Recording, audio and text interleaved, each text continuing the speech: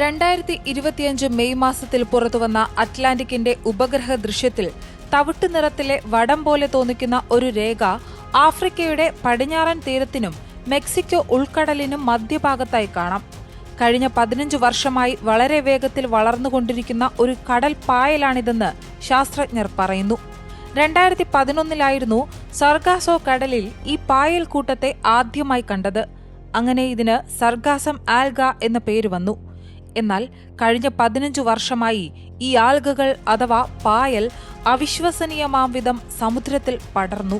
ശാസ്ത്രജ്ഞർ പറയുന്നത് പ്രകാരം കരയുടെ അതിരുകളില്ലാത്ത സമുദ്രപ്രവാഹങ്ങളാൽ ചുറ്റപ്പെട്ടു കിടക്കുന്ന ലോകത്തെ ഒരേയൊരു കടൽ കൂടിയായ സർഗാസോ കടലിൽ നിന്നും 37.5 ദശലക്ഷം ടൺ ഭാരവുമായി 8850 കിലോമീറ്ററിലധികം വ്യാപിച്ച് ഈ രാക്ഷസൻ പായൽക്കൂട്ടം അമേരിക്കൻ ഭൂഖണ്ഡത്തിന്റെ ഇരട്ടിയിലധികമായെന്നാണ് ഞെട്ടിപ്പിക്കുന്ന വെളിപ്പെടുത്തൽ. ഭൂമിയിലെ മലിനീകരണം അതിന്റെ ഉച്ചസ്ഥായിയിലെത്തിയതായി ദുസൂചന നൽകുന്ന ഈ കടൽ പായലുകൾക്ക് ഗ്രേറ്റ് അറ്റ്ലാന്റിക് സർഗാസം ബെൽറ്റ് എന്നാണ് പേര്. ലോകത്തിലെ ഉഷ്ണ മിതോഷ്ണ സമുദ്രങ്ങളിലുടനീളം വിശാലമായി പൊങ്ങിക്കിടക്കുന്ന തവിട്ട് നിറമുള്ള കടൽപ്പായൽ അഥവാ മാക്രോ ആൽഗകളുടെ ഒരു ജനുസാണ് സർഗാസം എന്നറിയപ്പെടുന്നത്. ആൽഗകളിലെ ചില സ്പീഷീസുകൾ കടൽ തീരത്ത് പറ്റിപ്പിടിച്ചിരിക്കുമ്പോൾ നോർത്ത് അറ്റ്ലാന്റിക് ഭാഗത്തെ സർഗാസോ കടലിൽ കാണപ്പെടുന്ന ഈ ആൽഗകൾ മുഴുവൻ സമയവും ജലത്തിൽ സ്വതന്ത്രമായി ഒഴുകി നടക്കുന്നവയാണ്. ഇവ ജലത്തിൽ പൂവിട്ട് പടർന്നു പന്തലിച്ച് രൂപം കൊടുക്കുന്ന പ്രകൃതി പ്രതിഭാസമാണ് ഗ്രേറ്റ് അറ്റ്ലാന്റിക് സർഗാസം ബെൽറ്റ്. സമുദ്രശാസ്ത്രത്തിൽ നിന്നും അടുത്ത കാലത്ത് പുറത്തുവന്നതിൽ വെച്ച് ഏറ്റവും അസ്വസ്ഥപ്പെടുത്തുന്ന സംഭവ വികാസമായിട്ടാണ് ഗവേഷകർ ഇതിനെ വ്യാഖ്യാനിക്കുന്നത്. 2011 ആദ്യമായി ഈ ആൽഗകളുടെ ഒരു വലയം രൂപപ്പെട്ടു തുടങ്ങിയത്. പിന്നീട് അത് വർഷം തോറും വളർച്ച പ്രാപിച്ചു. ആദ്യമൊക്കെ സർഗാസോ കടലിൽ മാത്രം കണ്ടിരുന്ന ഈ പായൽക്കൂട്ടം അങ്ങനെ അതിർത്തി കടന്നും വികസിക്കാൻ തുടങ്ങി. പക്ഷേ ഈ ദ്രുതഗതിയിലുള്ള വികാസം വാസ്തവത്തിൽ എല്ലാ അതിരുകളും ലംഘിച്ച് ഇപ്പോൾ അറ്റ്ലാന്റിക്കിന്റെ മുഖം തന്നെ മാറ്റാൻ തുടങ്ങിയിരിക്കുന്നു.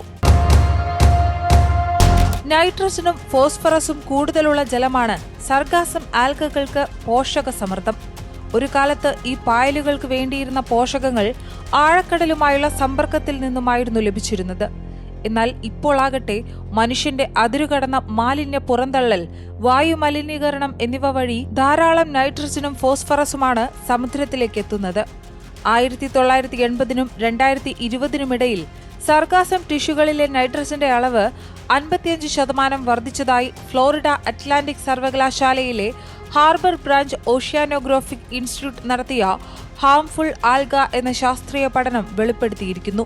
പ്രത്യേകിച്ച് ആമസോൺ നദിയിൽ വെള്ളം ഉയർന്ന സമയത്ത് ധാരാളം മാലിന്യങ്ങളാണ് സമുദ്രത്തിലേക്ക് എത്തിച്ചേരാൻ ഇടയാക്കിയത്.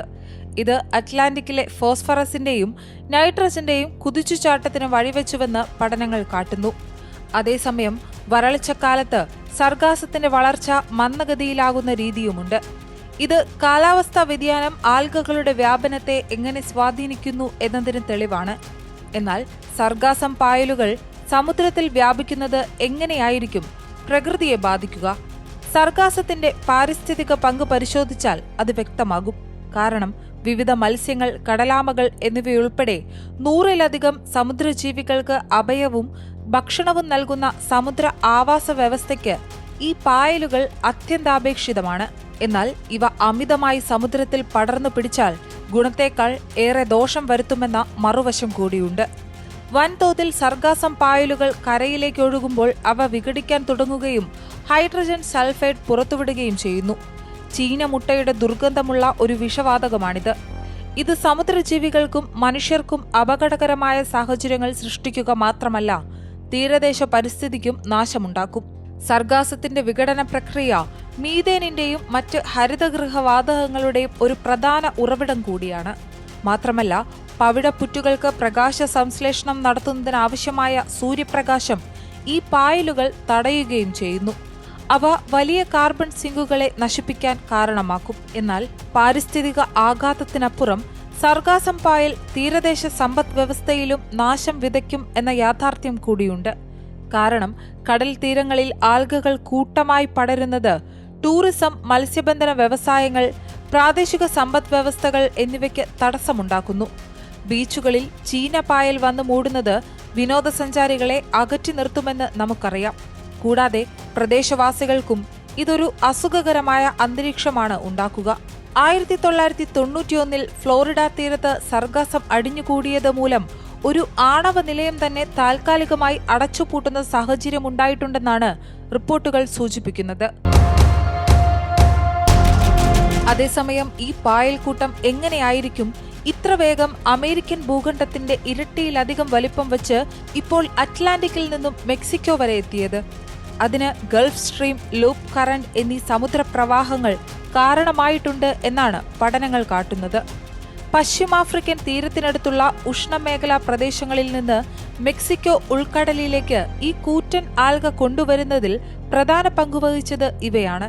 അതിനാൽ പായലിന്റെ പുതിയ പൂവിടൽ രീതികൾ എങ്ങനെയാകുമെന്ന് കണ്ടെത്താൻ ശാസ്ത്രജ്ഞർ ഈ സമുദ്രപ്രവാഹങ്ങൾക്ക് സർഗാസവുമായുള്ള ബന്ധത്തെക്കുറിച്ചും സൂക്ഷ്മ പരിശോധനകൾ നടത്തുന്നുണ്ട്. ചുരുക്കി പറഞ്ഞാൽ ഏറെ പ്രധാനമായി ഇവ അറ്റ്ലാന്റിക് തീരത്ത് മാത്രമായി ഒതുങ്ങി നിൽക്കില്ലെന്നും ലോകമെമ്പാടുമുള്ള മറ്റ് പ്രദേശങ്ങളിലും പായൽ വളർച്ച ബാധിച്ചേക്കാമെന്നുമാണ് നിലവിലെ സൂചനകൾ.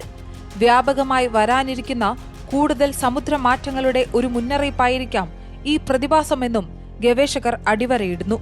ഉടൻ തന്നെ നടപടിയുണ്ടായില്ലെങ്കിൽ വരും വർഷങ്ങളിൽ ഈ സർഗാസം രാക്ഷസൻ മുഴുവൻ കരീബിയൻ US തീരപ്രദേശങ്ങളെയും വിഴുങ്ങുമെന്ന് സാരം.